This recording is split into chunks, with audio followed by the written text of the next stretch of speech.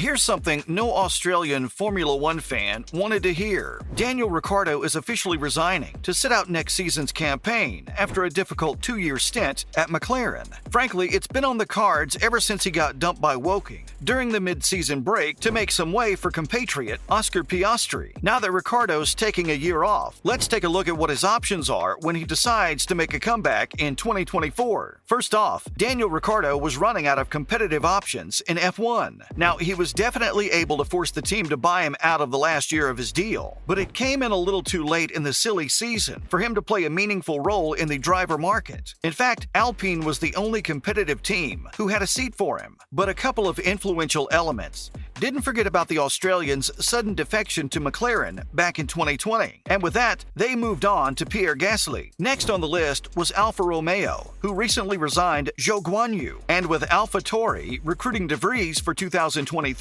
Ricciardo only had 2 options remaining by the end of last week: the last-placed Williams or a slightly better 8th-placed Haas. Let's face it, there weren't any competitive options left for him anyway. So what did he do? He went for the third option, sabbatical. Here's what he's thinking. A year on the sidelines might wash away some of the worst episodes he's had with his troubled McLaren tenure from F1's collective memory. And if that happens, it paves the way for him to make a splash in the 2024 driver market. In fact, he's often talked about how a year out of the sport is going to rejuvenate him after over a decade in Formula One. Consider it as some sort of mental reset. At least that's what he said at the start of the Singapore-Japan doubleheader, having come off the back of an unusual 2-weekend break. Following up, the year off might actually turn out to be good for him, personally and professionally. Now, right after Monza, the Australian seemed to love the peace when he went home and spent time with his family. In fact, he even got on to spending some time at the farm and doing a bunch of his favorite things like riding bikes and really just taking the pressure off. At the same time, when he's back on the F1 grid around his team, it's a reminder of what's important. He says, a little bit of time away is powerful. It reminds you how much you miss it. It could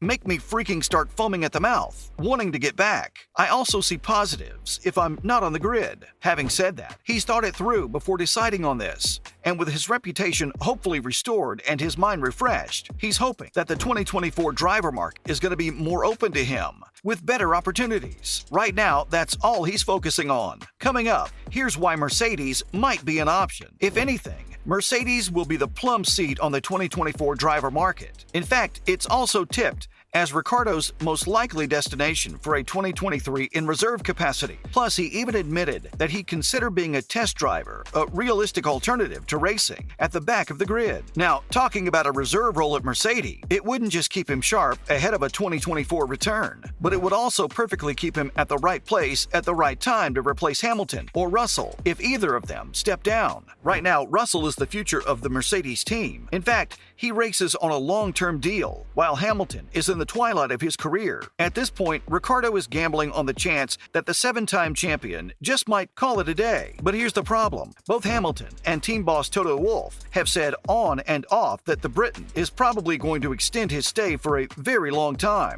So relying on his chances to retire might not be the right move for the Australian. And that's exactly why a sabbatical reserve plan can only be considered as a last roll of the dice if absolutely nothing plays out for him in 2024. The potential payoff, though, is massive. It's a seat with the best team of the last decade, but there are far greater odds that he'd spend a year giving his time and energy to a role well below his station. It gets him no closer to getting back on the grid. Up next, he could replace Zhou Guanyu at Sauber. Alfa Romeo is going to end its sponsorship of F1's only Swiss team at the end of 2023. It's going to be known as either Sauber or Audi, depending on the deal with the German auto giant. And that right there is the pitch. Sure, Audi's investment and power unit program isn't really going to come on tap until 2026 or so, but rumor has it that the sale's already gone through, so some of the benefits of a sale might just start to trickle down before that. With that said, he could come back in 2024 to sign a 3-year deal as a factory driver for the famous 4 rings. But wait, there's absolutely no guarantee that the seat would be open to Ricciardo. As for now, Zhou Guanyu has acquitted himself pretty well this season, and if he's giving 2023 all he's got, it's going to force Sauber to choose between a young driver on the top and one who's sat out of the sport for a season. It's not looking great. And to take this up a notch, they've also got the wild card of Sauber Jr., Theo Pourchaire. However, the French driver had his second unsuccessful F2 season this year, but if he storms to the title in 2024, 2023, he still might be a competitive option. All that said, Ricciardo's body of work on the track and marketing power could make a powerful case, especially if Audi's up for a charismatic face for its first F1 foray. What's more, Haas has even reached out to Ricciardo, but it was never official. That's right, folks, it happened right around when the Australian was on the ropes at McLaren. But Gunther Steiner says that the team never got a follow-up call, so it was never official.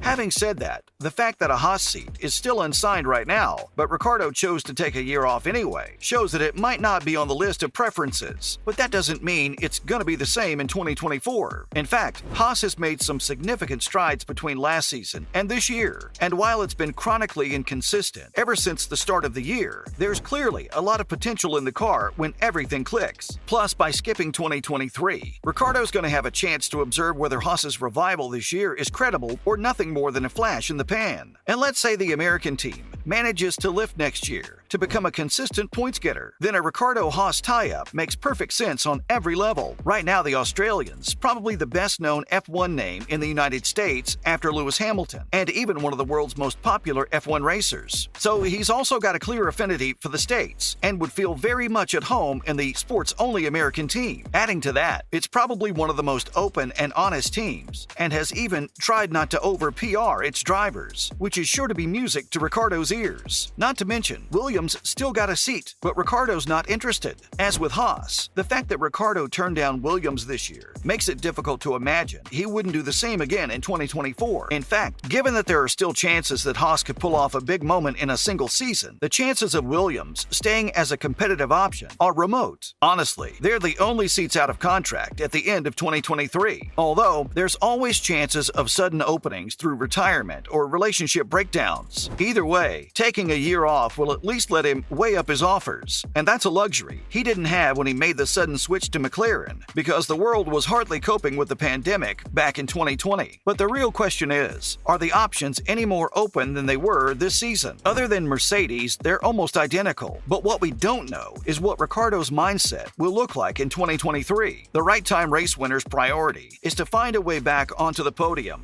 rather than just making it to the grid, and that means he's hoping the next 12 months in the driver market are going to look different enough to bring him back to the sport. Guess we gotta wait a year to find out what's next for the Australian. That's a wrap for this video. What's your take on Ricciardo taking a year off with hopes of making a comeback in 2024? Do you think he has any competitive options left when he returns? Let us know in the comments below. Make sure to give this video a thumbs up and subscribe to our channel for more videos like this. See you in the next one.